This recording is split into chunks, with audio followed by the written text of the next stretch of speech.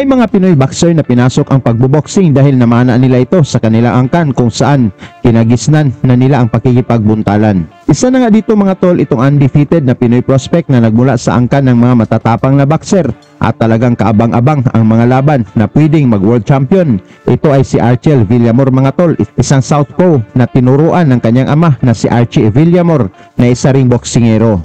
Kung saan grabe ang kanilang disiplina sa laban mga tol. Kahit pa nakuha na ni Archie ang panalo, pinagalitan pa rin ito ng kanyang ama pag hindi ito nasunod ang kanilang plano dahil sa pangarap nilang aabot sa World Championship na laban. Pinagalitan ako eh.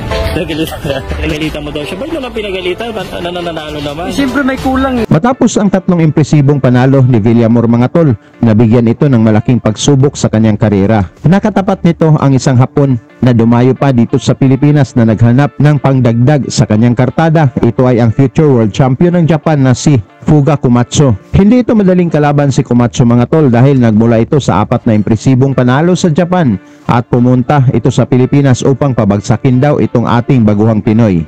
Para mga boxing fans ating panoorin kung paano binugbog at pinasuko ni Villamor itong Hapon na si Komatsu. Dala ni Villamor mga tol ang 3 wins, walang talo at 1 knockout versus Komatsu naman na may 4 na panalo, walang talo at 2 knockouts. Ito ay ginanap sa Elorde Sports Complex sa Parañaque City. Sa mga mahilig tumalpak dyan, dito na tayo sa legit na betting site, ang 1xBet. May 5,000 bonus kaagad sa una mong deposito. Nandito na ang paborito nyong sports katulad ng boxing, basketball at marami pang iba. Napakadali lang mag-register. I-click nyo na lang ang link na nasa description at nakapin sa comment section. Gamitin nyo lang ang promo code na 7baka7 at napakadali lang dito mag-withdraw. Pwedeng gamitin ang GCash, Pimaya at Crypto. Sa pagbukas ng laban mga tol, nakita natin na mas malaki at matangkad itong Hapon at parehong kaliwete ang dalawang boksingero.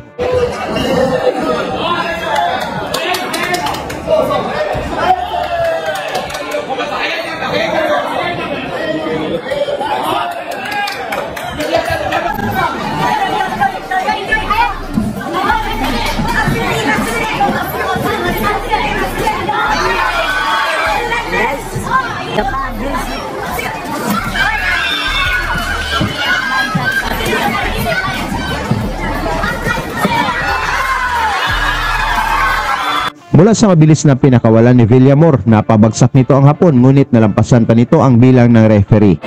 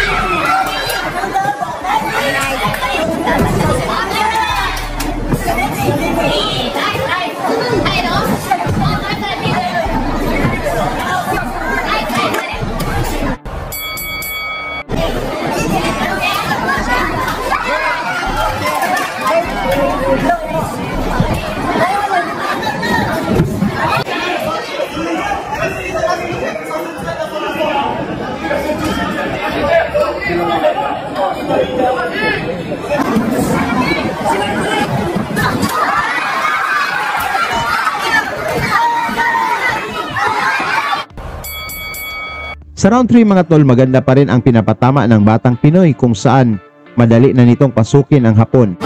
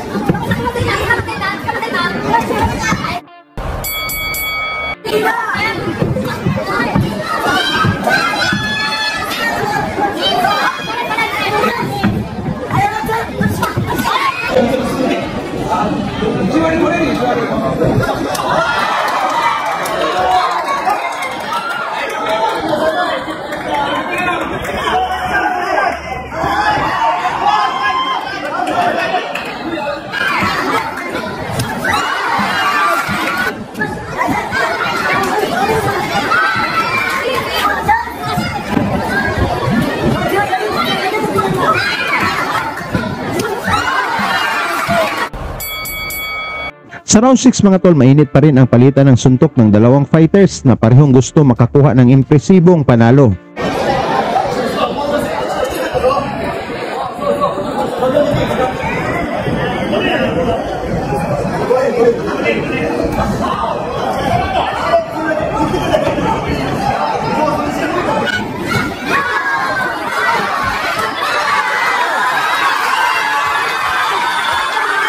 Mula sa solidong na ipatama ni Villamor, bagsak ulit si Camacho. Out mula dito, talagang sumuko na ang corner ng Hapon.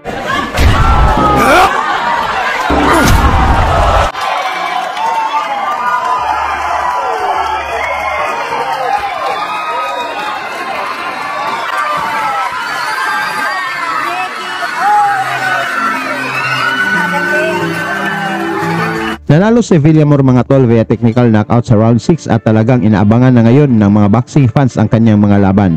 Salamat sa inyong suporta hanggang sa sunod nating uploads. Lagi niyong sundan, huwag magpapahuli. Pag-usapan ay bakbakan, balita niya at laban. Mga Pinoy na di nagpapagapi. Salamat sa mga suporta na lagi nandyan.